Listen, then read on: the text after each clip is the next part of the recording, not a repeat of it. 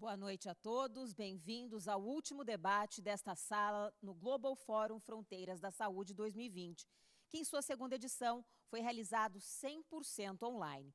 Tivemos uma agenda de apresentações e debates de altíssimo nível e no contexto da sustentabilidade dos sistemas de saúde, que é o tema central do nosso evento, um tópico de extrema relevância é a gestão. E nós decidimos incluir neste contexto o papel das mulheres. O painel que iniciamos agora tem como tema as lideranças femininas na gestão público e privada da saúde. Para moderar este debate está aqui no nosso estúdio Helena Monteiro, CEO do escritório da Universidade Harvard, no Brasil. E no grupo das debatedoras reunimos líderes de conceituadas organizações que atuam na saúde. Cláudia Kohn, CEO do Alta Excelência Diagnóstica e diretora executiva da DASA, Denise Eloy, CEO do Instituto Coalizão Saúde, Lídia Abdala, CEO do Grupo Sabin, e também aqui no estúdio, a Marisa Madi, diretora executiva do Instituto do Coração do Hospital das Clínicas, da Faculdade de Medicina da Universidade de São Paulo. Elas irão nos contar quais foram os desafios enfrentados em suas trajetórias profissionais e como elas conduzem os negócios e as atividades das instituições que dirigem. Obrigada por estarem conosco. Helena, a condução agora é com você. Obrigada. Olá a todos, sejam bem-vindos. É um grande prazer estar aqui hoje com vocês para tratar deste tema de lideranças femininas nas gestões públicas e privadas, pois as questões relacionadas ao tema vêm ganhando muita força e visibilidade recentemente. São várias as fontes que nos trazem informações enriquecedoras para essa discussão. O relatório do Banco Mundial, Mulheres, Empregos e o Direito 2018, mostrou que no Brasil as mulheres representavam, naquela época, naquele ano, 43% da força de trabalho. No entanto, os salários médios das mulheres brasileiras eram 25% menores que dos homens.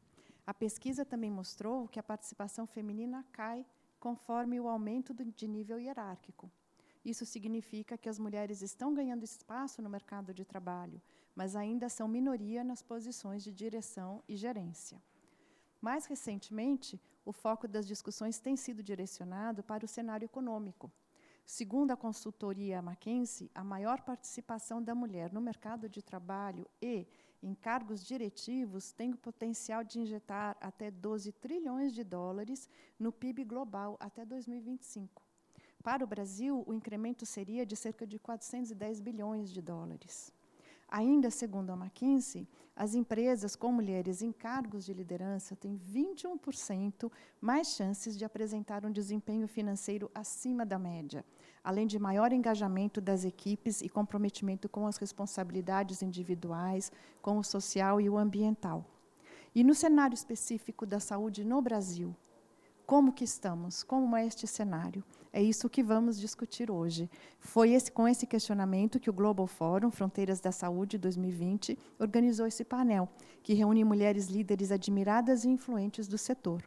Tenho certeza que teremos aqui uma conversa bastante enriquecedora no contexto do evento, que é a sustentabilidade dos sistemas de saúde. Vou começar me apresentando rapidamente a minha trajetória. Eu sou Helena Monteiro, atualmente eu sou a CEO, presidente do escritório da Universidade de Harvard, aqui no Brasil. Eu sou pedagoga de formação, fiz um mestrado na área social e tenho aí mais de 30 anos de trabalho na área de desenvolvimento social, com foco em educação, saúde e filantropia. Trabalhei muitos anos no Canadá, nos Estados Unidos, em alguns países da América Latina, e tenho bastante experiência em trabalho em redes regionais, latino-americanas e também redes globais. Essa tem sido a minha experiência, onde me coloca um pouco com facilidade de ver, às vezes, as questões do avanço da liderança feminina no Brasil, na América Latina e no mundo também. Então, é um grande prazer estar aqui com todas vocês e para fazer essa discussão, esta conversa. Eu vou fazer a moderação, vou começar pedindo que vocês se apresentem, depois vou jogar aí, vou colocar uma questão específica para cada uma individualmente, e depois vou colocar algumas questões para a gente debater conjuntamente. Então, pedindo para que vocês contem a sua trajetória profissional de liderança e de formação profissional, vou começar por ordem digamos, de ordem alfabética, não é? De chamada, vou pedir para a Cláudia começar se apresentando, contando um pouco da sua trajetória. Cláudia. Boa noite. Em primeiro lugar, eu gostaria de agradecer imensamente Eliana, ao Global Forum, pelo convite. Muito honrada e feliz de estar aqui com vocês. Em primeiro lugar, vocês me ouvem bem? Sim. Ok. Bom, meu nome é Cláudia Kohn, eu sou biomédica de formação, estou formada há 34 anos agora e nesse mercado de saúde que tanto é diverso, passei por várias áreas. Hoje eu sou CEO do Alta Diagnósticos, que é uma das marcas do Grupo DASA. A DASA é uma empresa de várias empresas dentro dela, ou seja, nós temos uma única cultura com uma regionalidade muito grande e uma participação imensa nesse Brasil e na América Latina, considerando Argentina e Uruguai. A DASA é uma empresa de diagnóstico e no conglomerado do grupo nós temos algumas empresas de coordenação de cuidado e de hospitais, que é a Rede Ímpar.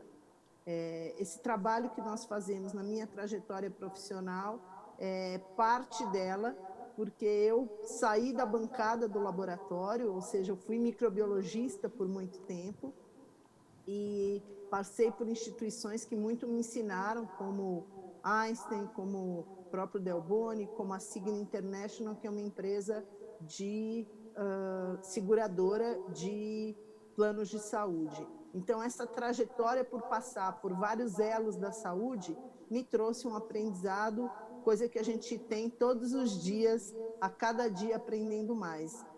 Na minha carreira, eu participei de algumas associações e o associativismo foi uma paixão que me pegou de forma avassaladora. Eu percebi que os setores precisavam não só de mulheres, mas de mulheres que queriam entregar não pela sua empresa ou pelo protagonismo próprio, e com isso nós fundamos há 10 anos atrás, Lídia, minha companheira de conselho lá, a Abramed, Associação Brasileira de Medicina Diagnóstica, que foi a primeira associação que eu entrei. Hoje eu estou no conselho pro bono de 6 associações ou federações ligadas à saúde, o Colégio Brasileiro de Executivos em Saúde, a Federação Brasileira de Administradores Hospitalares, a Confederação Nacional de Saúde, e na diretoria da Fiesp, do Comitê de Saúde da Fiesp, e a minha companheira de conselho aqui, que é a nossa diretora, a Denise, no Instituto Coalizão Saúde,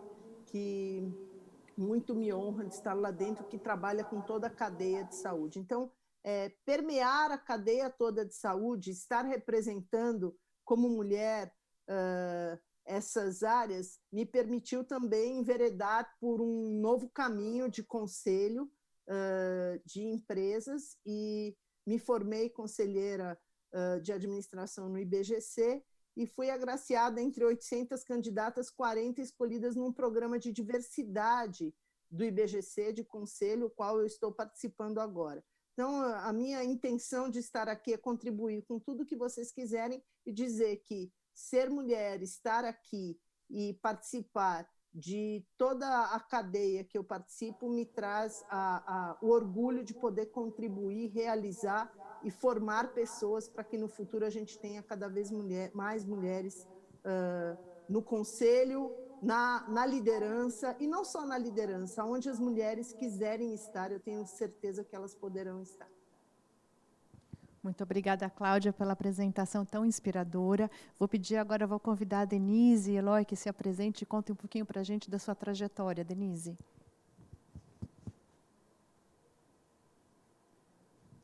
O som ainda não está saindo.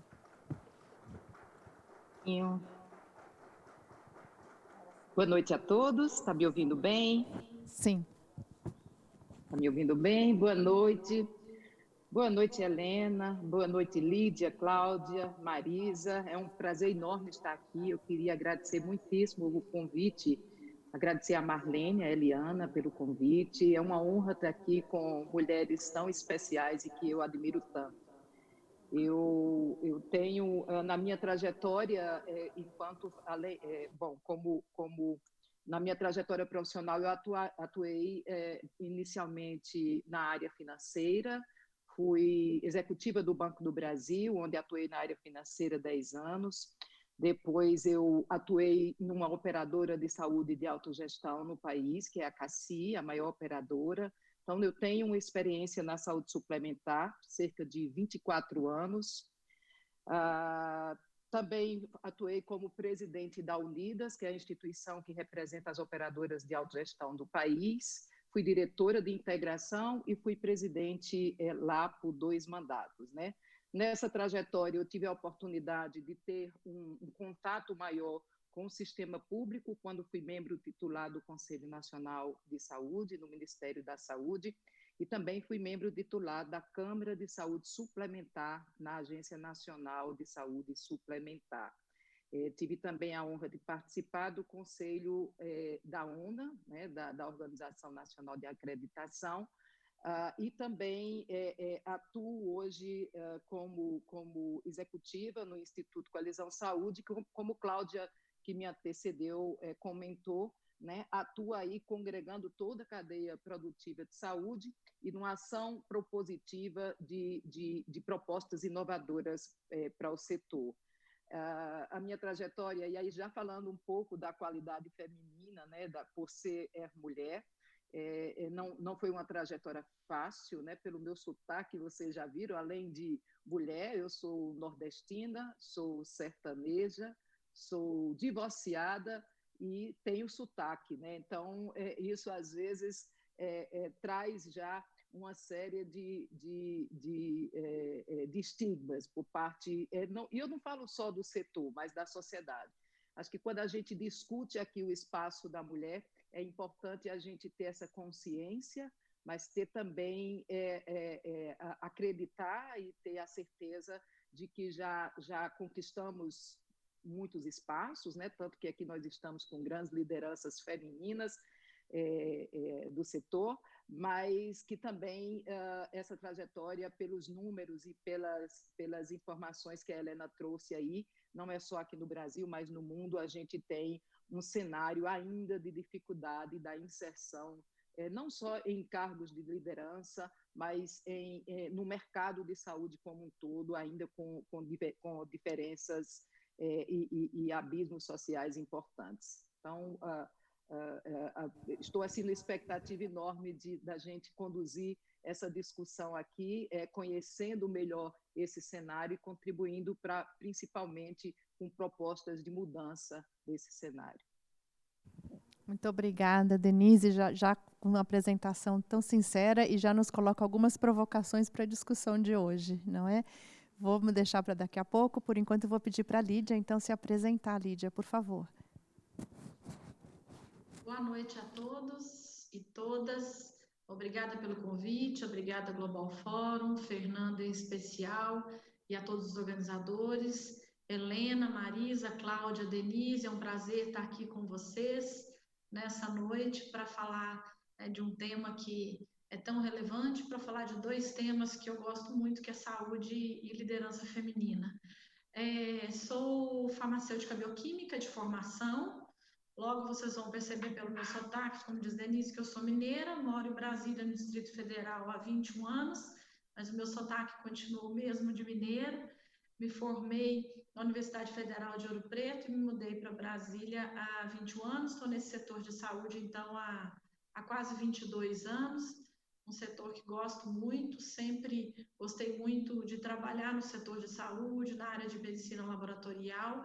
Iniciei minha carreira como trainee em 1999 no Sabin. Sabin era uma empresa ainda pequena, uma empresa fundada por 2 mulheres, doutora Janete e doutora Sandra, em 1984, uma empresa que fez 36 anos esse ano. E eu digo que a empresa foi crescendo, eu fui crescendo junto na minha carreira profissional e também na minha vida pessoal. Sou casada, tenho um filho, que é o Lucas, de 13 anos, e compartilho aí, né, no meu dia a dia com todos os desafios que são muito bons, como falei da saúde, de ser mãe, de um pré-adolescente, também de estar aí, né, sempre levantando essa bandeira e principalmente acho que trazendo a discussão da liderança, dos desafios da liderança feminina, para esse nosso ambiente. Sou conselheira da Abramed, Associação Brasileira de Medicina Diagnóstica, sou conselheira do Conselho Curador da Fundação do Banco do Brasil, participo e sou participante de um grupo de diversidade, de um grupo do CEOs Legacy da Fundação Dom Cabral, que trata exatamente desse tema, que tem o objetivo de estar sensibilizando, mobilizando líderes, grandes lideranças e empresas para tratar do tema de diversidade e inclusão. E acho que, sobretudo, um tema que tem sido discutido não só no Brasil, mas globalmente, como a Helena trouxe aí no início da discussão, algumas estatísticas, né? Eu digo que se a gente pode falar de carreira e de legado, um dos legados que nós podemos e temos como missão deixar é isso que nós estamos fazendo aqui, né? Discutindo e conversando sobre os desafios de ser mulher e de ser líder. Isso faz parte da minha carreira também, né? Coloco como uma das prioridades. Fui crescendo no SEIB, então atuei muitos anos na área técnica, fiz meu mestrado na área de saúde e depois fiz mestrado também, fiz MBA em gestão empresarial. Há quase 7 anos estou na presidência do grupo. O SEIB é uma empresa de medicina diagnóstica que está presente em 13 unidades federativas, 12 estados, mais o Distrito Federal, 296 unidades de atendimento em todo o Brasil e 53 cidades, 5.400 colaboradores em todo o Brasil, uma empresa que também é referência em liderança feminina, temos 77% de mulheres no nosso quadro e 74% de liderança feminina. Estou muito feliz de estar aqui com vocês, espero contribuir aí com a nossa discussão. Muito obrigada, Lídia, fantástica introdução, bastante ilustrativa. Vamos então agora, vamos ouvir a apresentação da Marisa aqui ao meu lado. Por favor, Marisa. Bom, boa noite a todos. Queria agradecer o convite da Marlene, da Fernanda, a indicação da Priscila. Agradecer a Helena pela condução. E é um grande prazer estar aqui com vocês, Lídia, Denise, Cláudia, mulheres que eu admiro muito, que eu sempre olho para vocês e me inspiro muito. Eu sou médica de formação, tenho 26 anos de formada e desde sempre eu fui para a área administrativa. Então eu fiz medicina preventiva e social com foco em administração, que é um programa, o PROASA, é um programa em parceria do Hospital das Clínicas, com a Fundação Getúlio Vargas. E desde sempre estou atuando na área principalmente hospitalar, e muito focado na área pública.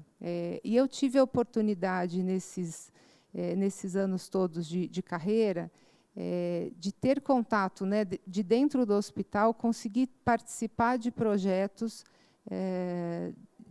relacionados ao sistema de saúde. Então, eu tive oportunidade de trabalhar em Secretaria Municipal de Saúde, trabalhar em Santa Casa, que é um hospital que congrega aí um pouco do setor privado e público. E nos últimos 13 anos eu tenho estado no Hospital das Clínicas, aqui da Faculdade de Medicina da USP, em diferentes posições. A diretoria executiva do Instituto de Radiologia, na diretoria executiva do Instituto do Câncer e agora no Instituto do Coração. E eu me sinto muito privilegiada de estar no Hospital das Clínicas, que, apesar de ser um hospital público, é um hospital de excelência, é um hospital que tem 8 institutos especializados, são quase 3.000 leitos, 20.000 funcionários, e a gente tem essa ligação com a Faculdade de Medicina que nos puxa e nos empurra e nos leva sempre aí para o desenvolvimento. Então, parte da minha carreira também, eu fui trabalhando um pouco dessa parte acadêmica, eu não tenho pretensão de seguir a carreira acadêmica, eu sou uma executiva e eu gosto disso. Mas, estando lá dentro, acabei fazendo mestrado, doutorado, e me envolvendo com o programa de administração, que é um programa de formação de lideranças em gestão, o PROASA. Então, isso me enche de responsabilidade a respeito dessa questão da liderança feminina. Isso tem me despertado muito para começar a estudar, começar a entrar um pouco nessa área. Eu confesso, quando a Fernanda, a Marlene me convidaram para fazer essa discussão, eu disse, olha, eu não estudo essa área, eu não entendo, gosto de estudar liderança, mas essa questão da mulher é uma coisa muito recente para mim. Eu tenho um despertar muito recente a respeito disso. É um tema que me interessa muito. Eu começo a ter uma consciência a respeito disso. Eu tinha muito incômodo, né, em algumas situações. Fui dar uma estudada, uma olhada no que acontecia e comecei a entender o que realmente, assim, o que provocava aqueles incômodos. Então, fiquei muito feliz de participar desse debate, porque eu tenho muito interesse de me desenvolver nesse tema e, de alguma maneira, contribuir com essas mulheres jovens que estão optando por ser gestoras na área da saúde, e que eu sei que muitas delas olham para mim e para as outras gestoras lá do hospital, e algumas delas nos procuram, né? E ainda é uma pergunta recorrente, mas você teve filhos, conseguiu ter filhos, casar? Então, é possível fazer tudo, né? Então, eu acho que tem coisas tão básicas ainda que a gente precisa falar mais mesmo sobre o tema. Então, estou super à disposição, fiquei muito feliz mesmo de estar podendo participar e espero contribuir também com o debate. Muito obrigada, Marisa. Já temos aqui uma vasta lista de ideias e temas a serem discutidos. O que é muito interessante é como a experiência de cada uma de vocês é tão rica, tão vasta e, ao mesmo tempo, como há similaridades, não é? Então, o que eu preparei agora é uma pergunta específica para cada uma de vocês, antes da gente abrir uma rodada com perguntas comuns para todas, não é? Eu vou começar com uma pergunta com a Lídia, mas vou convidar todas que anotem, se quiserem fazer algum comentário ou alguma pergunta após a Lídia responder, sintam-se à vontade em participar comigo um pouco nessa moderação também, tá bom? Então, eu vou começar com Lídia, que a Lídia tem uma experiência bastante interessante, não é? Ela está no Grupo Sabin já faz tempo, ela começou a trabalhar lá há 21 anos e desde 2014 ela é CEO lá da empresa. Então vamos lá, Lídia.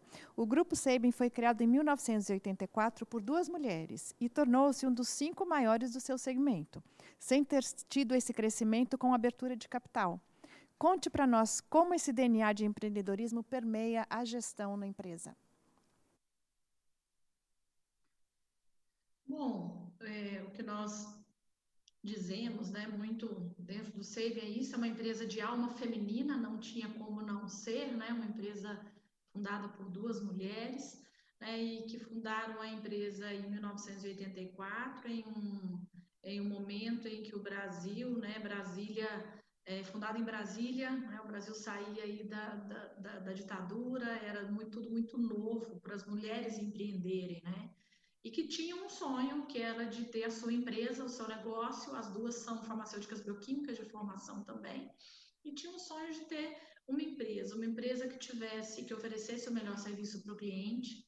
E eu digo que sempre tiveram isso, né, como objetivo, uma empresa que fosse boa para as pessoas, para todas as pessoas, né, para os nossos clientes, para os nossos pacientes, para os nossos colaboradores, para os nossos fornecedores, para os nossos parceiros, para a sociedade, para a comunidade. Muito do que nós falamos hoje, né, elas fizeram desde o começo como um propósito, né, o propósito do Sabin, que é de inspirar pessoas a cuidar de pessoas. Então, quando a gente fala, né, da liderança feminina, e muita gente pergunta isso, o Sabin tem esse percentual de liderança feminina, porque o Sabin é fundado por 2 mulheres, tem uma presidente mulher, e é claro que isso tem um peso e fortalece muito.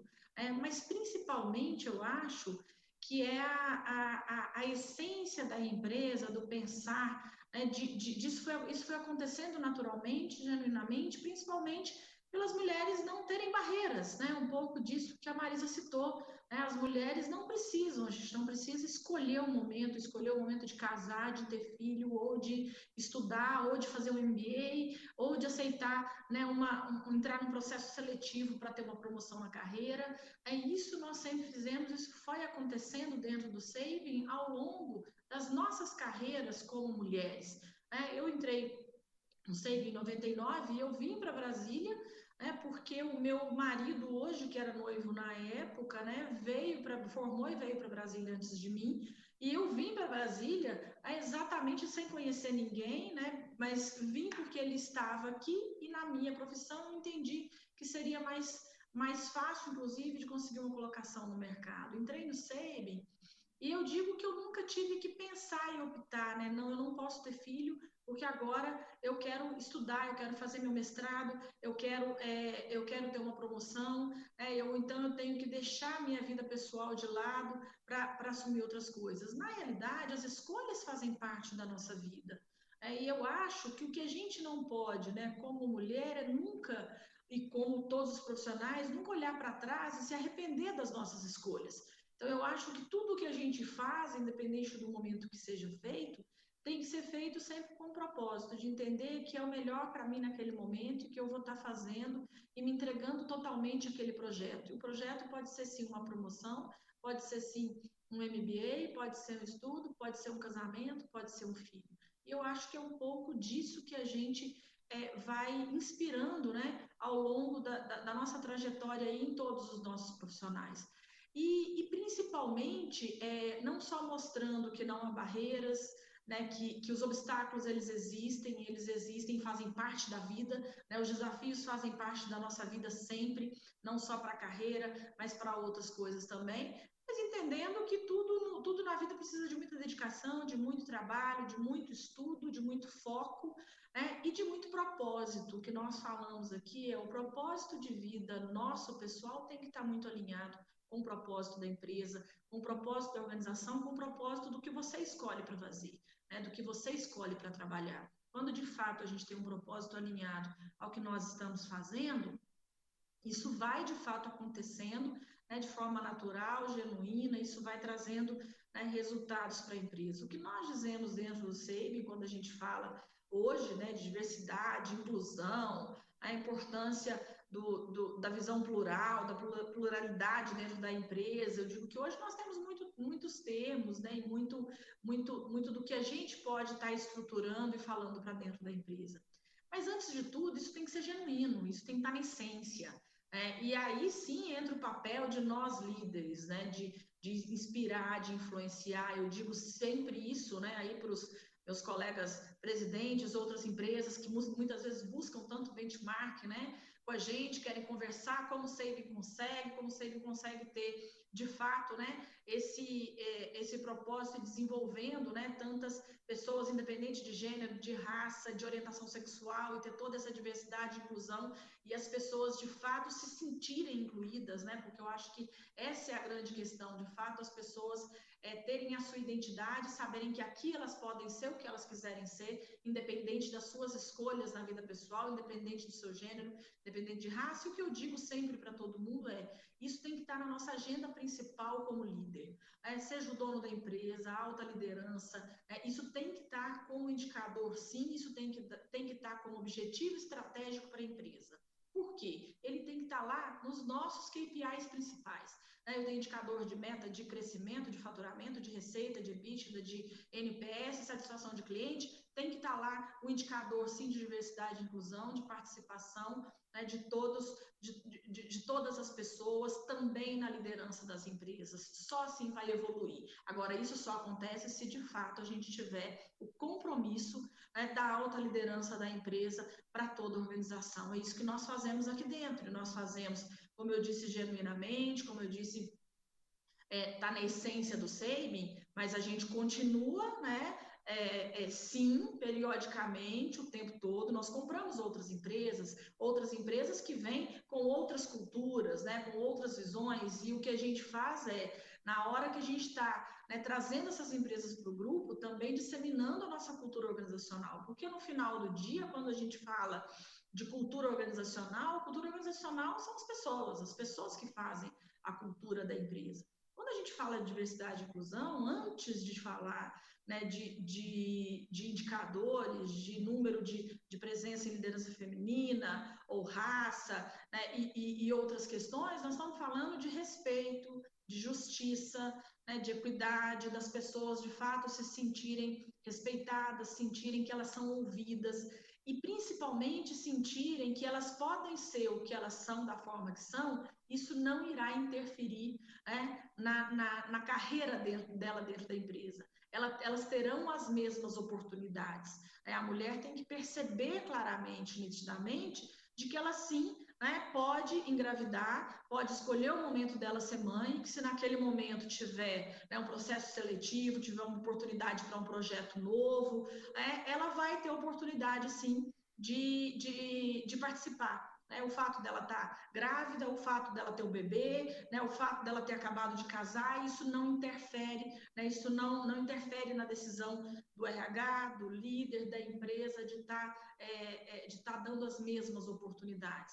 O que nós falamos sempre e o que eu digo sempre quando eu falo, né, de compartilhar experiências a gente de fato tem que estar olhando para as pessoas genuinamente entendendo que todos podem ter, se tiverem as mesmas oportunidades, as pessoas se entregarão, né, abraçarão os nossos desafios, trarão junto, né, os nossos projetos. Muita gente pergunta qual o segredo do SAFE para conseguir fazer isso. Eu digo que não tem segredo, não é uma fórmula. Na realidade, é um conjunto de políticas, de programas, mas sobretudo de propósito, né? E sobretudo, como eu disse, de muito respeito e de trazer as pessoas sempre junto. E aí eu chego num ponto que eu digo sempre, né? Se as mulheres são mães, têm filhos, essa mulher ela trabalha com muito mais garra, né? Com muito mais desejo, ela tem uma responsabilidade muito maior. Então esquece, não faz produtividade pelo tempo, pelos meses de licença maternidade que ela vai estar fora, não. A conta não é essa. E eu acho que talvez esse seja um dos principais pontos para a gente estar falando e discutindo com a sociedade, né? Quando a gente fala com outras empresas, quando a gente leva as nossas experiências, eu falo isso, né? O grande problema, talvez, o grande obstáculo, muitas vezes, das pessoas, das empresas conseguirem cada vez mais e reduzindo essas desigualdades, é porque não adianta a gente querer transformar, mudar o cenário das nossas empresas sem estar, de fato, olhando para mudar o nosso mindset, o nosso modelo mental original. Muito obrigada. Muito interessante a resposta. Fica aí também essa mensagem da liderança com propósito, das escolhas que as mulheres podem fazer e todas essas pautas, não é, da diversidade e do quanto a gente tem a contribuir para a sociedade e ainda pedir, avançar um pouco para uma sociedade que seja um pouquinho mais flexível, não é, para incorporar o mundo feminino também. Eu vou passar a próxima pergunta agora para a Cláudia, que também é da área de diagnósticos, não é, Cláudia? Então, vou fazer esse gancho aí com você. Cláudia, você teve na sua carreira o incentivo de um dos líderes mais reconhecidos do setor, que foi o Edson Bueno. Então, eu vou pedir para você já disse até uma vez que a mulher tem uma capacidade de enxergar o diferente e quando está junto com os homens, essa mistura traz uma riqueza muito grande, principalmente para o sistema de saúde. Então, eu vou pedir para você contar um pouquinho mais sobre essa ideia desse diferente, como isso enriquece, não é, contribui para o sistema de saúde, mas também para você nos contar se ter sido incentivada por um empresário considerado visionário contribuiu para o seu desenvolvimento também. Obrigada pela pergunta. Que delícia poder falar de Edson, né, Denise, né, Lídia? E Marisa também, que conhece. Marisa, estou com saudades. Eu, em primeiro lugar, queria trazer a espontaneidade, né? A espontaneidade do Edson era algo que cativava todo mundo, porque ele literalmente, alguns chamavam de autenticidade e etc. Eu acho que o diferente soma sempre, eu acho que não é só o homem e a mulher, né?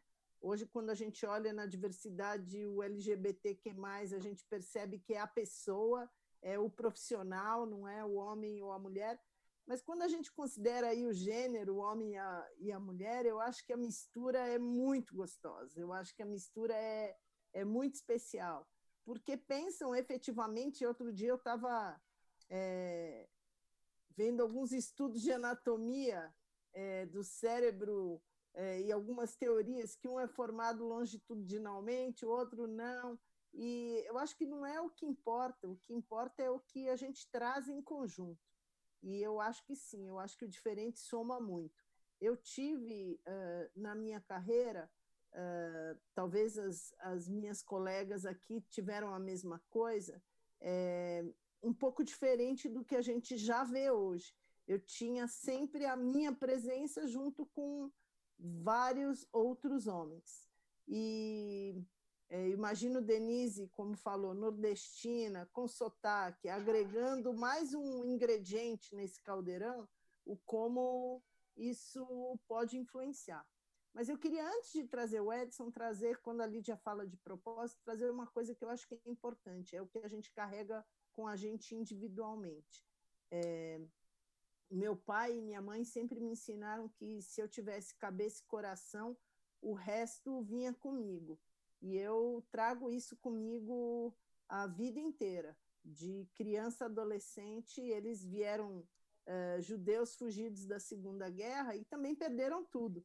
E reconstruir ou construir era algo que estava na essência deles, né? Então, por isso que eu puxei a essência e o propósito que a Lídia falou.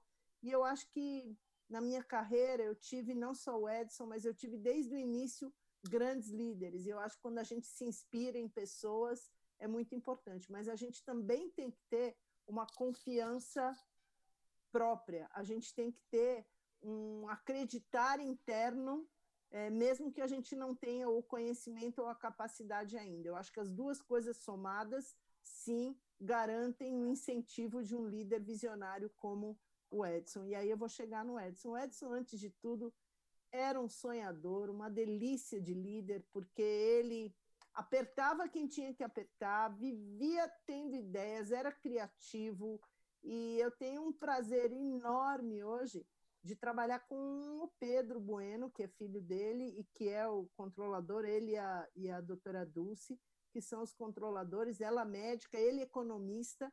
Então, quando a gente vê tudo isso, a gente vê que as diferenças sempre somam. A DASA passou por tantas transformações de uma empresa que, em primeiro lugar, foi pioneira no diagnóstico em abrir capital e se expandir. Todo mundo normalmente era uma empresa de donos, fundadores, e esse pioneirismo trouxe ônus e trouxe bônus, e o ônus foi importante, porque na carreira de todos, ser pioneiro é algo difícil. O Edson era um pioneiro. Ele, além de visionário, ele pensava no setor. Ele não, uma das grandes coisas que eu aprendi com ele foi pensar no setor e não só na empresa. Lógico que a empresa está aí, não é pecado dar lucro, tem que crescer. Isso é uma coisa que a gente traz nesse aprendizado e na inspiração que ele me trouxe para tantas pessoas. Mas, antes de tudo, ele era um sonhador. Se eu tivesse que trazer uma palavra só, ou talvez duas, ele era um sonhador e um grande realizador. Muita inteligência emocional, um líder que agregava, ele não dividia, ele somava. Então, eu tive essa riqueza de inspiração, e eu acho que isso tem que ser somado com a sua vontade, com um propósito igual, e o sonho, ele sempre falava, quando sonhava o sonho em conjunto, ele conseguia realizar melhor. E aí é o que eu trago da liderança dele. A diversidade de ideias, o respeito de ouvir ideias diferentes, e coisa que o Pedro e a Dulce têm muito, todo o conselho, e a DASA tem se transformado muito, trazido muita inovação, certamente porque esse DNA veio carregado junto e a gente fica muito feliz. Da tua pergunta, o que eu posso trazer de uma liderança inspiradora é que o sonho tem que ter disciplina, tem que ter foco. Ele também falava que ele era muito bom na crise, e é verdade. A gente não é só bom quando uma empresa cresce. Isso é importante. Os jovens precisam saber que olhar para uma empresa que está liderando, que que é grande ou que é pequena e é muito boa, de nicho, é muito bom. Mas quando a gente está na crise, a gente também tem que ter todos esses talentos e essa inspiração e esse propósito no momento de crise. Nós, nesse ano, passamos por o setor inteiro passou por um momento muito difícil, em que, além da gente falar, pessoas não deixem de cuidar da sua saúde e estão aí saindo na mídia os primeiros trabalhos que mostram, né? Nós entramos em Novembro Azul, os primeiros trabalhos que mostram que quem deixou de cuidar da saúde, os resultados ruins já estão aparecendo, nós tínhamos que cuidar das empresas, onde o volume dos hospitais, os volumes dos laboratórios, das clínicas de imagem caiu, as pessoas ficaram trancadas e a gente tem que fazer a economia do Brasil andar, crescer, e a saúde é muito importante para isso, porque sem saúde não tem trabalho para as pessoas, sem trabalho não tem geração de tudo que a economia busca. Então, para mim, a liderança é fundamental, tanto no momento inspirador, maravilhoso e sonhador, quanto no momento de crise, e o Edson foi isso para mim como líder. Muito obrigada, Cláudia. Eu vou passar para a Denise. Denise, na própria resposta de Cláudia, ela menciona você quando ela está falando ali de preconceito, não é? Eu tenho uma pergunta aqui que diz o seguinte: o relatório divulgado pelo PNUD, que é o Programa das Nações Unidas para o Desenvolvimento, nesse ano de 2020, aponta que 90% das pessoas carregam alguma forma de preconceito contra mulheres, não é? E aí eu vou até agregar aqui uma experiência que a gente tem de Harvard. Não sei se vocês conhecem esse estudo de caso da Heidi. Vocês conhecem? Já ouviram falar essa história? Não. É fantástica. Vocês sabem que a escola lá de business, de negócios de Harvard, tem uma metodologia de ensinar, de dar aulas usando estudos de caso, né? O case study. E eles escrevem casos de empresas de sucesso ou empreendedores de sucesso. E em 2000 eles escreveram um caso de uma moça que foi uma empreendedora muito bem-sucedida na parte oeste dos Estados Unidos, em investimentos, no mercado financeiro. Ela começou trabalhando bem simplesmente no nível operacional e ela criou a própria financeira dela, a própria gestora de financiamentos e de negócios, e foi muito bem-sucedida. E escreveram um caso para estudar essa liderança dela, é Heidi Rosen. E aí o pessoal gostava, achava competente, mas todo mundo assim, mas a Heidi sempre tinha algumas reservas contra a mulher. E aí um professor de Columbia University pegou o mesmo caso e ele mudou só o nome. Tirou o nome da mulher Heidi e pôs Howard, que é o nome de um homem, e ficou Howard Rosen. O mesmo caso, ele trocou uma palavra. E aí nas conversas os alunos liam o caso e aí eles achavam o Howard muito bacana, ele muito legal. A Heidi nem tanto, os dois eram igualmente competentes, mas ela, não sei se eu trabalharia para ela é muito política, ela tem muita opinião, ele não, ele bacana, legal. Então mostra um pouco de onde vem um pouco desse preconceito, não é? Contra a mulher. Então, voltando à pergunta, Denise, como foi para você lidar com isso? Conta um pouco mais para a gente, se você sentiu discriminação na sua trajetória e como você lida com isso. Helena, obrigada pela pergunta. Eu queria aqui, no início da minha fala, eu não contei para vocês, mas as meninas me conhecem já. Eu tenho 4 filhos e 7 netos. Então, toda a minha trajetória eu também lidei com a questão, e aí, por ser mulher separada muito jovem, separei aos 29 anos, então ser mãe e pai de 4 filhos também era algo que contava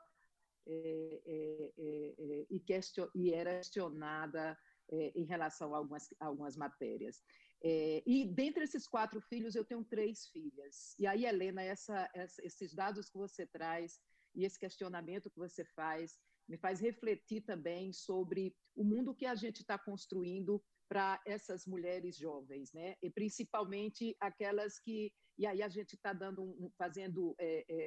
um foco maior a essas mulheres que ingressam na vida profissional. Nessas minhas 3 filhas, as 3 hoje já se encontram, já atuam em alguns cargos gerenciais, cargos de liderança, claro, no início de carreira ainda muito promissor, mas ainda cheias de dúvidas em relação a como lidar com essas questões. Então, eu fico pensando como essa nossa geração tem uma grande responsabilidade, e aí eu quero, mais uma vez, valorizar a iniciativa aí do Global Forum, de trazer discussões aqui sobre esse assunto. Muita gente, quando trata desse assunto, diz, puxa vida, não, isso não existe mais.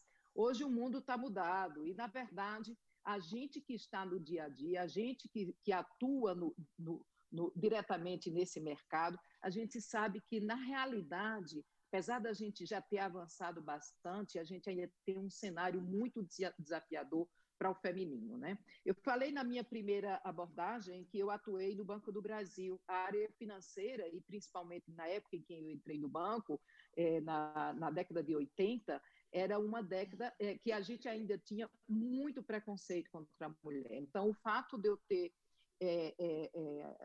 alcançado um cargo executivo muito cedo fez com que, não foi uma vez nem duas, mas a grande maioria das vezes, onde eu estava numa sala, eu era de 30, 40 executivos, eu era a única mulher, né? E a gente já se vestia se protegendo um pouco, né? Usando blazer, se protegendo um pouco da questão do visual, né? Então, ainda hoje eu me policio um pouco, e hoje, de propósito, eu coloquei essa blusa vermelha para vir falar com vocês, porque normalmente a gente até hoje tem essa conduta desse cuidado, né? A gente tem o receio do batom vermelho.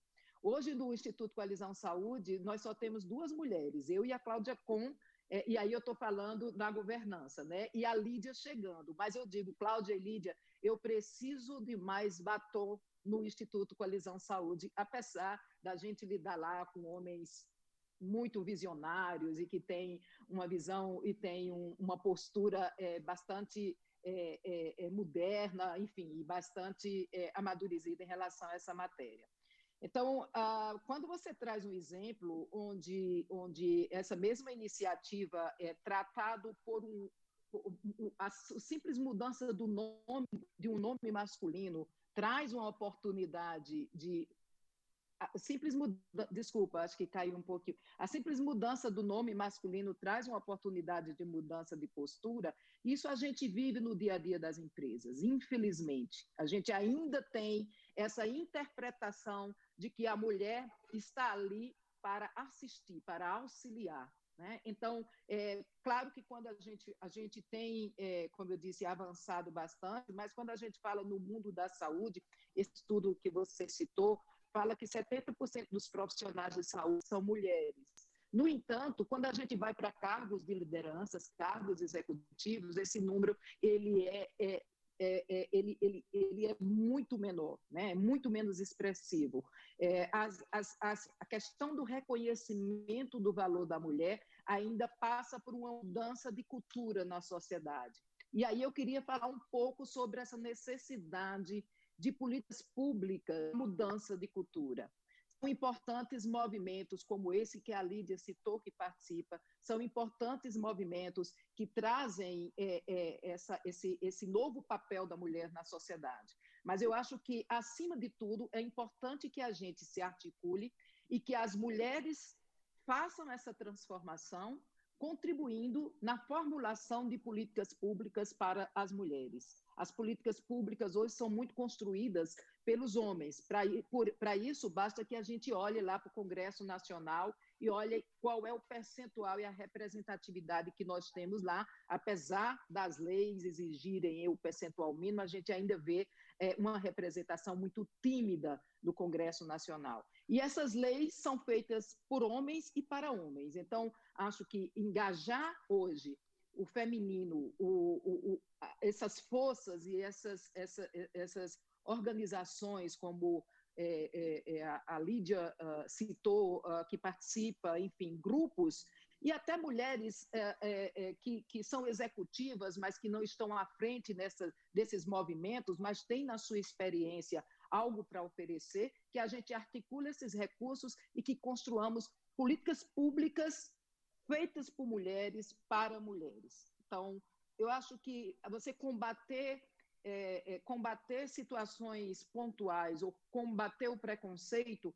hoje, como a Cláudia falou muito bem, o leque do preconceito é muito mais amplo do que simplesmente o preconceito contra a mulher. Acho que a mulher tem que ter um protagonismo maior na construção dessas políticas públicas para que ela possa, de fato, transformar não só o setor corporativo, mas transformar também a cultura da sociedade. Obrigada, excelente. Vamos agora conversar um pouco com Marisa para ouvir a perspectiva dela nesse mesmo assunto relacionado, não é? Marisa, você que atualmente é diretora do maior centro de cardiologia da América Latina e que também já dirigiu o Instituto do Câncer do Estado de São Paulo, que é uma outra importante referência na área da oncologia, não é? Essas são entidades públicas. Você acredita que seja mais fácil ascender no setor público do que no privado? E você acha que há menos preconceito no setor público? Vixe. Bom, eu falo de um lugar que é público e é ligado à academia. Então, acho que isso conta muito, né? Apesar de que é muito comum na saúde pública, pelo menos aqui em São Paulo, as paredes de retratos, né? Então, na Secretaria de Estado da Saúde, por exemplo, tem a parede do retrato dos ex-secretários. Então, toda vez que eu vou lá em reunião, eu fico olhando aquela parede e eu falo assim, nossa, quando é que vai ter uma mulher nessa parede, né? Então, as paredes do setor público são muito recheadas de retratos masculinos. Quando a Denise estava falando assim, quantas vezes eu participava de reuniões em que só eu era mulher, né? Eu ainda participo de muitas reuniões em que só eu sou mulher. E se a gente olhar a história ali do Hospital das Clínicas, a gente avançou muito, muito, né?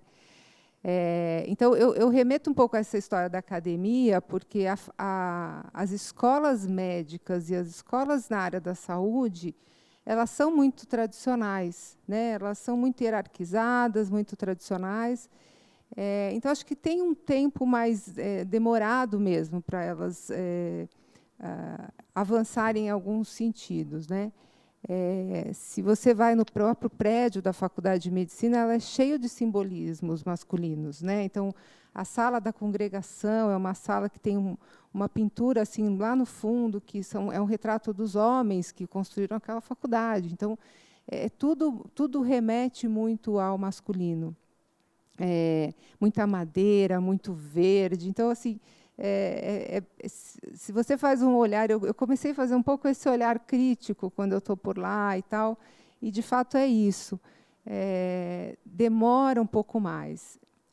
Se a gente olhar, por exemplo, o setor público em termos de acesso, a gente tem um pouquinho mais de chance, porque a gente tem o processo de entrada, é um processo de concurso público, tanto para funcionário, como concurso, por exemplo, acadêmico. Então, o que fez com que as mulheres fossem entrando mais, por exemplo, nas posições de liderança acadêmica, foi o fato de ter mais mulheres fazendo medicina, né? Então, isso foi mudando ao longo do tempo. Hoje, realmente, já tem turmas que a maioria são mulheres.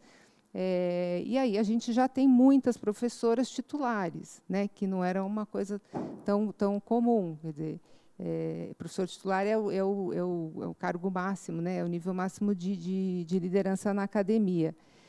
E aí isso também acaba refletindo no hospital. Então, o hospital, a gente tem a posição que eu ocupo, é de diretoria executiva, que é a posição que responde ao conselho. O conselho é formado pelos professores.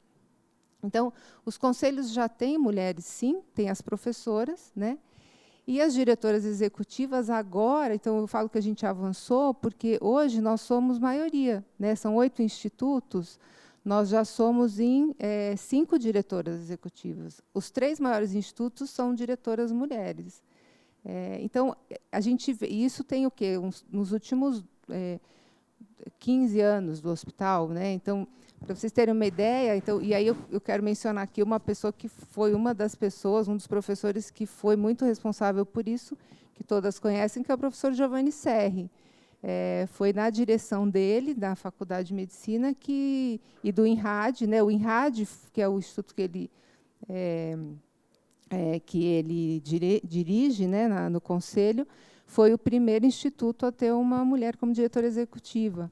Eu fui a segunda, né? Então, para vocês verem como isso é muito recente. Agora, eu acho que é um avanço, assim, a gente não fala do assunto lá, a gente não tem indicador na pauta sobre diversidade, então a gente ainda tem um caminho grande a percorrer, a gente ainda acha que não é um problema lá dentro, né? E aí, quando eu comecei a levantar esse assunto em alguns momentos, então, porque muito da minha relação com essa nova geração que eu mencionei, das alunas que fazem administração, etc., começou a me provocar um pouco esse olhar. E eu comecei a identificar situações de diferenciação por gênero. E veja, são coisas que acontecem com pessoas muito bacanas. Eu não estou falando de um homem vilão ou de uma mulher vilã. Eu estou falando de questões estruturais. As pessoas não percebem. A pessoa não percebe. E aí, uma vez que eu denunciei, não, imagina, você está louca. Que isso? Não, é impressão sua. E aí sempre vem aquelas conversas de sempre, né? Não, imagina, eu tenho várias irmãs, eu tenho mulher e filhas, eu tenho filha, né? Como é que eu, né? É sensacional. E aí, quando eu fiz isso, eu falei, não, eu preciso achar um outro mecanismo, né? Assim, essa questão do simplesmente expor e denunciar, né? E eu não denunciava com agressão, eu só dizia, olha, está acontecendo. Parecia que eu estava agredindo muito. Então, eu falei, não, recuei, fui dar uma estudada, né? Assim, que caminho que a gente teria para começar a falar do assunto e que as pessoas comecem a entender do que a gente está falando, né? Que não é uma coisa pessoal, que é uma coisa estrutural, que não é só homem que faz, a mulher faz também. Mulher também tem atitude machista, né? Então, ainda não achei o caminho, tá, gente? Eu estou nessa busca, mas assim, o que está divertido, o que eu estou achando um pouco divertido, é que assim, como eu estou identificando as situações, eu acho que em alguns momentos o meu corporal está denunciando, porque eu não tenho que falar mais nada e a pessoa já pede desculpa. Então, por exemplo, essa questão da interrupção, né? O homem adora interromper a mulher falando. Tem nome isso. Eles não percebem, Então, já aconteceu mais de uma vez. Óbvio, estou interrompida toda hora, né? E já aconteceu, eu não falei nada, mas eu devo ter feito alguma expressão que a pessoa parou e falou, ai, desculpa, eu só vou terminar. Entendeu? Então, assim, é muito sensacional, porque as coisas começam e acho que também a gente tem falado tanto na sociedade, né, esse assunto tem vindo tanto à tona, que as pessoas estão começando a se tocar um pouco, né? Eu tenho sempre alguma história no fim de semana, né? Eu sou de uma família de mulheres muito fortes e homens muito fortes que conviveram com mulheres fortes. Então, eu sempre conto essas histórias, né, no fim de semana, e os homens da casa, o meu cunhado, os filhos, tal, eles adoram ouvir, porque eles aprendem, né? Eles falam para mim, fala, porque a gente não quer fazer, né? Então, tem várias histórias, tem várias. Eu não sei, você mencionou o seguinte, olha, naturalmente, né, a Helena falou, olha, eu vou fazer a ordem alfabética, né, da fala. Quantas vezes eu não escuto as mulheres primeiro? Aí, outro dia, um querido amigo, Denise conhece, né? Ele combinou antes do evento, falou, não, vamos fazer o seguinte, vamos fazer a ordem alfabética para não ter questão de gênero, tá bom, Marisa? Já falou assim comigo. Falei, tá ótimo, vamos nessa, né? Abriu, ele me chamou primeiro, e eu não era o último nome, entendeu? Assim, então, ele nem percebeu, né, que ele está tão enraizado. E aí, uma coisa que eu tenho feito, assim, quando eu conto a história, ou quando eu comento isso com outras pessoas e tem homens, eu sinto que eles ficam com uma cara do tipo, ai, meu Deus, e agora? Como é que eu vou fazer, né? Porque ninguém quer fazer isso, ninguém quer errar. E eu digo assim, Ueli, faz um raciocínio simples. Se fossem homens, todos homens, né, você perguntaria a sequência de fala? Ou você teria alguma questão diferente de ordem alfabética ou ordem de hierarquia, né? Então, faz o raciocínio independente de ser mulher ou não, né? Mas eu vejo que assim é um caminho bem árduo. Assim. Eu digo que às vezes é bem cansativo. É bem cansativo, o dia a dia, né? Mas eu me inspiro muito nessas meninas mesmo, porque eu sei que elas estão de olho, elas estão querendo que a coisa ande. A gente não tem como desistir, né? De jeito nenhum. E a gente tem aí que deixar portas abertas para as próximas lideranças femininas que estão chegando, não é? Bom, doutoras, eu tenho uma lista enorme de perguntas para cada uma de vocês individualmente, mas eu quero abrir uma conversa coletiva aqui. Então, eu vou propor uma pergunta, não vou dizer quem vai primeiro, quem vai depois, vou confiar que aqui a gente vai se organizar, quem vai começar a falar depois a outra, vou confiar que vai sair. E eu estou querendo muito discutir com vocês, porque um outro viés da liderança feminina, não é? Me parece que a gente está aqui num ponto de virada. Será? O mundo está passando por uma crise muito grande, por um ponto de mudança muito grande. E se estão olhando também, sim, para a contribuição das mulheres. Então, vamos falar um pouquinho dessa pandemia, o que está acontecendo, não é? Então, assim, nesse ano de 2020, vivenciamos uma situação na saúde que nunca antes enfrentada. Foi um desafio grande global para todos os lados, os setores, os países e as pessoas, não é?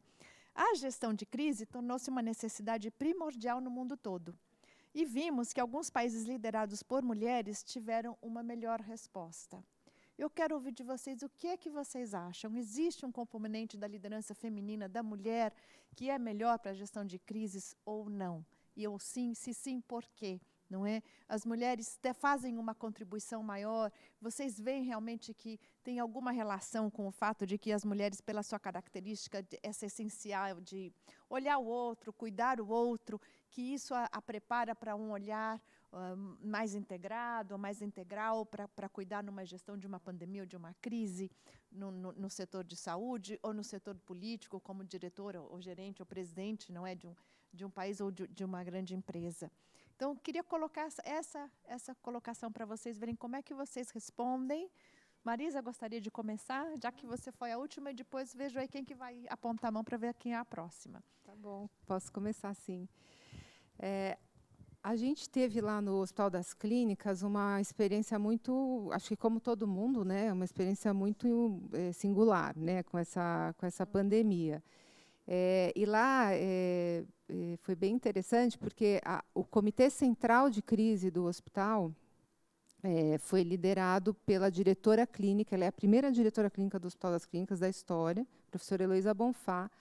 Então, foi ela que fez a liderança da crise do Hospital das Clínicas, né? Ela era a coordenadora desse comitê. E foi uma mobilização muito grande, né? O hospital ele se mobilizou para receber pacientes de Covid de todo o estado. Então, a gente chegou a ter lá 700 leitos dedicados à Covid, 300 de UTI. Então, foi uma mobilização muito grande. Lá no INCOR, especificamente, a gente teve também que se mobilizar, de receber algumas clínicas que a gente não estava habituado, de receber esses pacientes Covid. E o que a gente, assim, especificamente no meu caso, eu tinha acabado de chegar, fazia um mês que eu tinha assumido a diretoria executiva lá do Instituto. Apesar de ser dentro do hospital, né, do mesmo hospital que eu trabalho há muito tempo, era um cargo novo. Então, de uma certa forma, isso me ajudou, porque eu acabei rapidamente implementando um modelo de gestão em que eu acredito, né, que eu acho que pode ser atribuído aí a uma característica mais feminina. Então, rapidamente a gente montou um comitê, de um grupo de crise também. E o que eu percebi que eu fiz de diferente nessa condução, que não estava sendo feita antes, foi trabalhar basicamente em grupos, né, em uma liderança formei fóruns de gestão mesmo, grupos de rodadas de discussão, rodadas diárias de decisão. Muita transparência, a gente trabalhou com muita informação, a gente abria uma live todos os dias, das 11h30 a meio-dia, para todos os funcionários. E íamos eu, o diretor de corpo clínico, a médica da CCIH. Isso trouxe muita segurança para os funcionários, e isso, de certa forma, também nos deu feedback de algumas situações que estavam acontecendo na linha de frente. A gente teve que lidar com muitas questões emocionais, né? Isso também sempre para mim, no meu dia a dia como gestora, são basicamente, eu divido sempre a minha energia em duas áreas, né? A busca, obviamente, por resultados e o cuidado com as pessoas, né? Isso eu não deixo nunca de cuidar.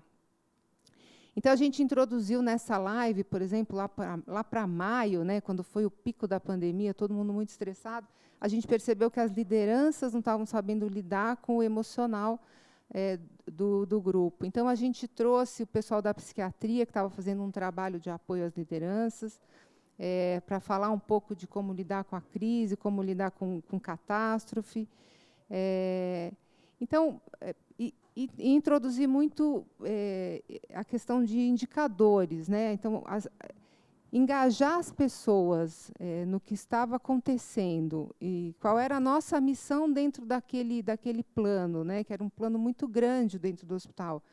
Então, qual que era a missão do INCOR dentro daquele plano? Como que a gente ia acompanhar aquele plano? Então, quais seriam os nossos indicadores? E comunicar, acolher, comunicar e acolher. Então, foi muito nessa linha que a gente trabalhou. De certa forma, eu já comecei minha gestão, né? Que é assim que eu trabalho. E aí está muito interessante, porque as pessoas não sabem que eu trabalho assim, dizem, não, por conta da crise, né? A coisa agora é assim. Eu falei, tá bom, por conta da crise agora é assim. E vamos, porque é assim que funciona, assim traz resultado. Na sequência, né, logo assim, em julho, mais ou menos, a gente começou a discutir retomada, porque o INCOR também faz 25% da nossa receita de saúde suplementar. Então, a gente também teve uma perda muito grande. E aí eu usei o mesmo mecanismo para esse projeto retomada, de engajar, de trazer, etc. E aí, de fato, a gente está conseguindo, já estamos aí com 80% da nossa atividade. Então, foi um pouco nessa linha que a gente trabalhou. Muito interessante ver esse olhar feminino. Alguém, Denise, Lídia ou Cláudia, gostaria de comentar?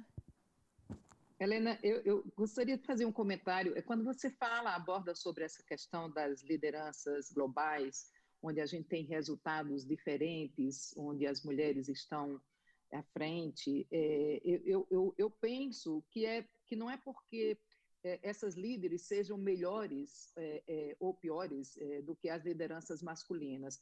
Eu penso que é a forma de como nós somos socializados, né? Então, as mulheres, elas têm na sua natureza essa proposta de serem mais empáticas, de serem mais colaborativas, e ter essa sensibilidade da humanização nas suas práticas, né? E o homem, e aí a gente não pode generalizar, mas na sua essência também, por uma questão da forma como ele é socializado, ele ainda a gente ainda tem aí uma proposta de formação para ser aquela pessoa dura, focada em resultados, que é mais pragmática, né? Não que a mulher não seja. Então, acho que hoje a gente vive uma realidade que, na minha avaliação, o que enriquece não é destacar a liderança feminina ou em detrimento da masculina ou vice-versa.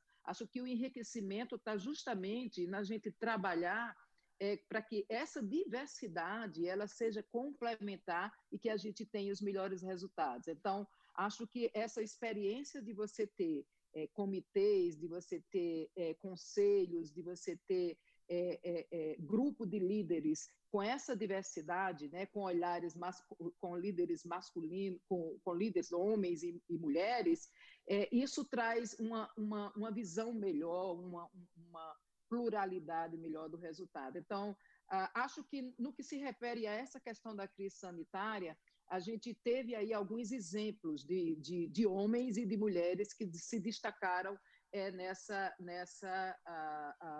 à frente dessa crise sanitária, né?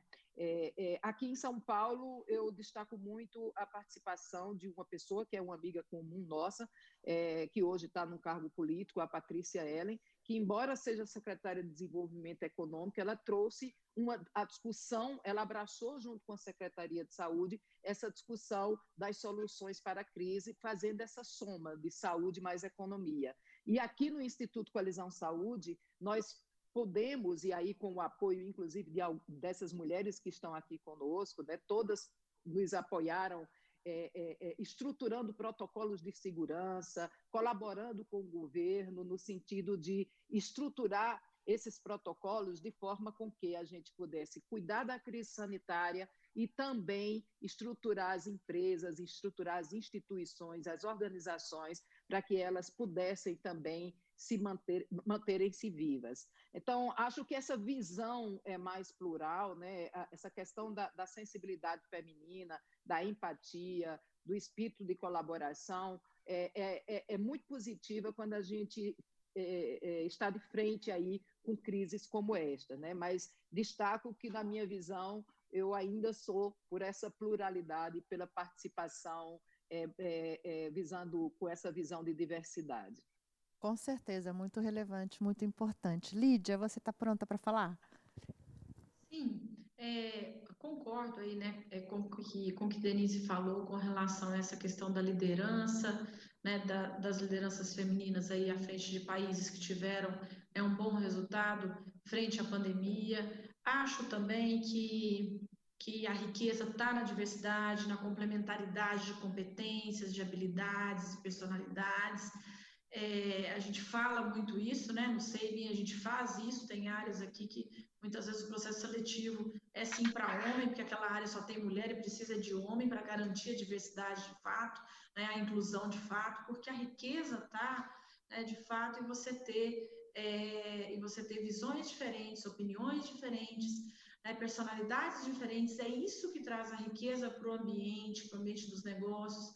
É isso que cria um ambiente propício à inovação, inclusive para ideias diferentes, né? E eu acho que quando a gente está olhando, né, em todos os espaços que nós estamos, para de fato a gente ter, né, essa representatividade de tanto de homens quanto mulheres, é claro que o resultado será melhor, as decisões serão melhores.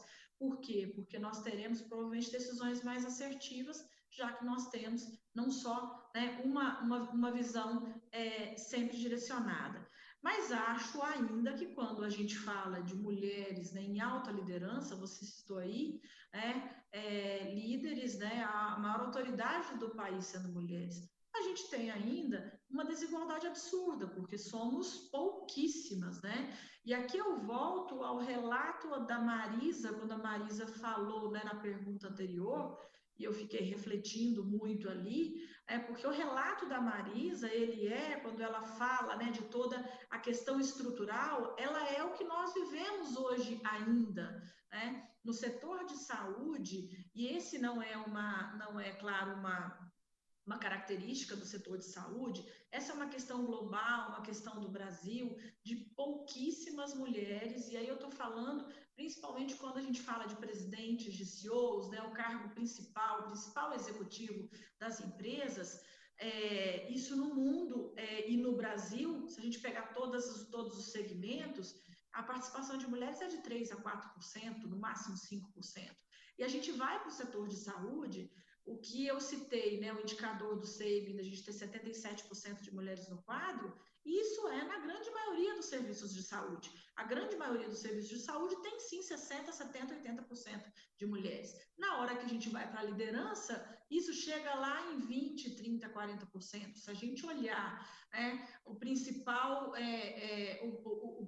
executivo, cargos de CEO, de presidente, eu posso contar na palma da minha mão aqui quantas são, junto comigo, porque são pouquíssimas no setor de saúde. E aqui está, eu acho, né, o grande ponto onde a gente não pode deixar, sim, isso mudar, onde a gente tem que, sim, estar conversando, né, como a Marisa falou, é conversar nas famílias, é conversar em todos os lugares onde a gente esteja, é de fato influenciar, é de fato cobrar, porque só com a cobrança da sociedade, como eu falei, nós vamos estar influenciando quem está lá em cima decidindo, né, quem está de fato, né, ali na linha, né, de decisão, de quem está apoiando a promoção, de quem está escolhendo, né, quem são esses principais executivos. Não há outra forma. Se a gente olhar hoje, né, e eu acho que aqui nós estamos falando de uma geração nossa, né, que ainda é diferente do que foi a geração acima de nós como mulheres, em que praticamente as mulheres que estavam aí na alta liderança eram as fundadoras, as empresárias, né, quem criava a sua empresa. Nós somos a primeira geração que conseguimos chegar lá sem ser muitas vezes as donas das empresas, as fundadoras das empresas, né, os empresários. Agora, nós temos uma responsabilidade muito grande, porque a geração que vem depois de nós, eu digo que terão a gente que abriu, né, começou a abrir esse caminho aí, estamos nessa luta aí para ir abrindo o caminho e, de fato, tentar deixar essa semente plantada da equidade de gênero. A geração que vem depois de nós, eu tenho certeza que achará um caminho já aberto, mas com muito ainda por fazer. A geração dos nossos filhos, né? Eu comentei aqui no começo que eu tenho um filho de 13 anos. Para o meu filho de 13 anos, já não faz sentido eu falar em diferença de homem e mulher. Ele já não entende isso, porque para ele é natural. Para ele, a mulher ser presidente de empresa, a mulher ser executiva, o homem ser executivo, o homem ser presidente de empresa, para ele é natural. Então, um trabalho também muito grande que nós temos que fazer, porque eles estão aprendendo isso na escola, eles estão ouvindo isso na televisão e eles estão vendo os exemplos dentro de casa. Né? Quando eu digo que, né, na minha casa ele está vendo isso entre o pai e a mãe dele. Né? Eu não sei cozinhar, quem cozinha na minha casa nessa quarentena todinha é meu marido. Eu lavo a louça, eu arrumo a cozinha, mas eu não sei cozinhar, então é o meu marido que cozinha, é o meu marido que faz compra lá de casa há pelo menos uns 7 anos, desde que eu sou presidente do SEIB. E o meu filho vê isso acontecendo, cresceu vendo isso acontecendo, que nós dividimos tudo, o pai e a mãe dele, as obrigações, as responsabilidades, independente de se a tarefa é de homem ou de mulher. Então, eu acho que só assim, né, Marisa, de fato a gente vai conseguir mudar isso, que é uma mentalidade que é estrutural, né? Que é estrutural de fato, como você citou, é muito comum ainda hoje.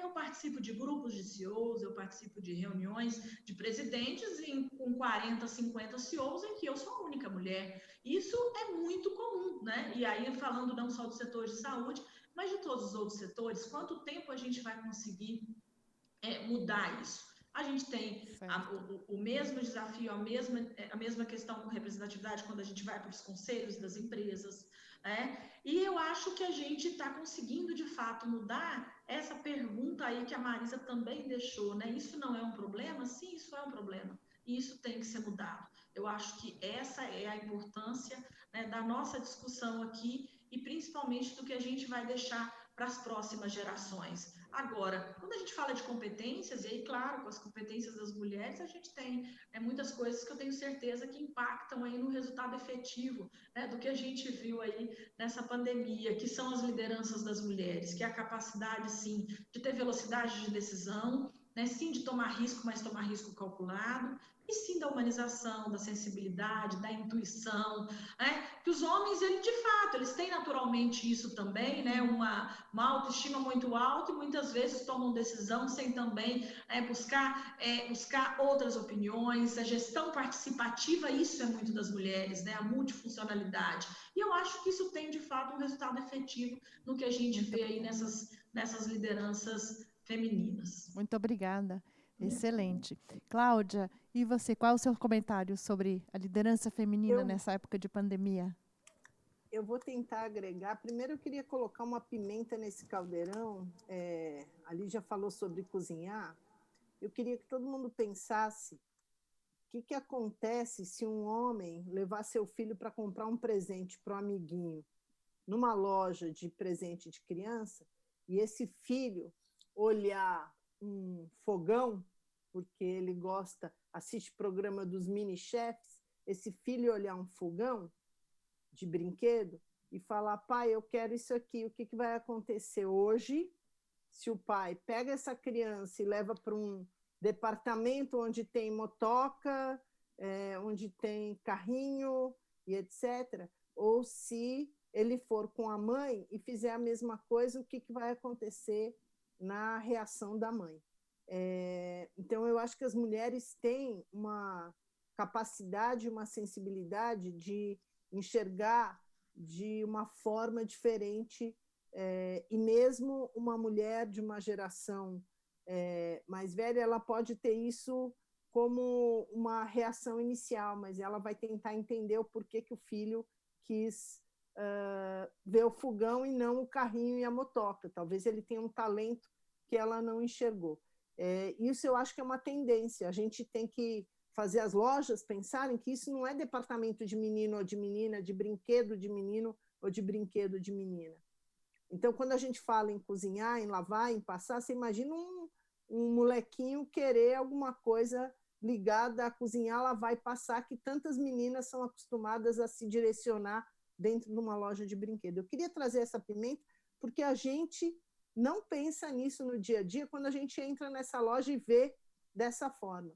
E aí, trazendo um pouco do que Marisa falou, a gente muda o olhar, né, Marisa? A gente muda o olhar quando a gente anda nos lugares. E aí, quando a gente fala na pandemia, para contribuir, porque todas falaram coisas espetaculares, eu queria trazer pontos diferentes. Então, o primeiro ponto é que eu acho que isso não muda assim.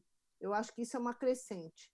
E no nosso país, especialmente, que é um país em desenvolvimento, nós não vamos ter, de uma vez de um minuto para o outro, uma mudança onde presidentes de empresa vão passar a ser mulheres. Mas isso começa na ponta. Não precisa ser, como a Lídia falou, o presidente da empresa. Eu queria trazer um outro ponto, que é a liderança da área. Uma enfermeira que liderou durante a pandemia o seu setor e que pode ser um dia uma chefe de enfermagem, uma gerente, uma superintendente, talvez a CEO, e talvez ela não queira ser CEO, ela queira estar como líder assistencial na área dela. Esse passo a passo e a possibilidade de pensar que líder não é só presidente, a líder feminina, ela é também uma líder em tantas outras áreas, ela pode ser uma líder de política pública, sim, ela pode ser uma líder de uma ONG que trabalha fazendo uma grande transformação num país, e eu vou usar um exemplo, uma das pessoas que eu admiro, que eu leio muito, meus pais nasceram na Alemanha, então eu olho a Alemanha com outros olhos e olho a Angela Merkel fazendo ações maravilhosas com ONGs que estão ajudando e suprindo um momento que o país precisa. Então, esse olhar holístico, esse olhar amplo, ele é da mulher em qualquer área e ele traz na ponta o que ele pode trazer de uma liderança que faz muita diferença. Eu queria trazer esse ponto. O segundo ponto, que eu acho que é o fundamental para que a gente veja a grande mudança na pandemia, essa liderança de países e do Brasil em muitas áreas, é o que tanto tem se discutido, que substituiu o QI do homem, que é aquele QI lá em cima, que é o cara que faz a diferença, que é o presidente, que é o QA, né? O coeficiente de adaptabilidade, e a mulher certamente leva uma vantagem imensa. Então, eu queria trazer que o potencial de adaptabilidade da mulher, exatamente por fazer coisas ao mesmo tempo, ser mãe, dona de casa, fazer compras, cuidar de flores, gostar de flores, aumentar sua sensibilidade, ficar bonita e tudo ao mesmo tempo, traz a capacidade de se adaptar a um momento de crise de uma maneira muito mais rápida. E, por último, a seleção de pessoas. Eu acho que, no momento de crise, as empresas, as pessoas e os países aprenderam que, neste momento, que falta gente, que as pessoas ficaram doentes e que as pessoas morreram, não pode ter machismo, tem que ser quem põe a mão na massa e quem faz acontecer. Então, a seleção das pessoas no momento de crise foi de quem precisava e podia estar na ponta, estar na liderança fazendo. 3 pontos diferentes do que as meninas trouxeram, mas que talvez contribua para inspirar as novas discussões que vêm por aí. Certamente riquíssimo, muito obrigada. Agradeço a todas a excelente discussão com os pontos riquíssimos. Nós estamos chegando ao fim. Eu vou dar 1 minuto para cada uma fazer um comentário final, passar uma mensagem final. Se quiserem falar alguma mensagem para o público que nos ouve sobre a importância da participação da sociedade na discussão sobre a sustentabilidade da saúde, que também contribui para a sustentabilidade do nosso país. Então, vou dar a palavra, 1 minuto para cada uma. Vou começar com Denise, que não começou ainda. Bom, eu penso, eu queria deixar uma reflexão. Hoje, principalmente agora durante a pandemia, mas até antes, a gente tem aí uma velocidade muito grande nas informações, né? E a gente vê na televisão, vê nos jornais, ainda muitas evidências de preconceitos, de injustiças sociais. Eu queria pedir para cada um de nós, para nós não deixarmos isso tomar um lugar comum. Nós não podemos perder o direito de nos indignarmos com injustiças sociais, com esses grandes abismos sociais que a gente ainda tem na sociedade. O momento que nós estamos passando, e aí a gente tem estimulado muito para que a gente conclua essas discussões trazendo uma proposta de união e colaboração. Mas esse momento ele só será possível se, de fato, a gente consiga enfrentar esses preconceitos e enfrentar essas injustiças sociais. E que a sociedade tenha a coerência e tenha a certeza de que a mulher tem um papel que é seu, um lugar que é seu, e não um lugar de nenhum outro. O papel da mulher nesse processo de transformação da sociedade, seja na transformação também dos segmentos econômicos, na transformação do setor da saúde, ele existe e deve ser valorizado. Obrigada. Essa acho que é o principal pensamento a principal reflexão que eu levo aqui da nossa Muito discussão. obrigada, Denise. Vou passar para a Marisa. Você já tem o seu minuto pronto? Não, eu quero dizer que a gente tem muito o que fazer. A gente só quer poder usar a nossa competência, a nossa inteligência, a nossa formação, independente de ser mulher. Né? Eu acho que a questão para mim, é muito essa. Eu quero ter a mesma oportunidade, apesar e sendo mulher.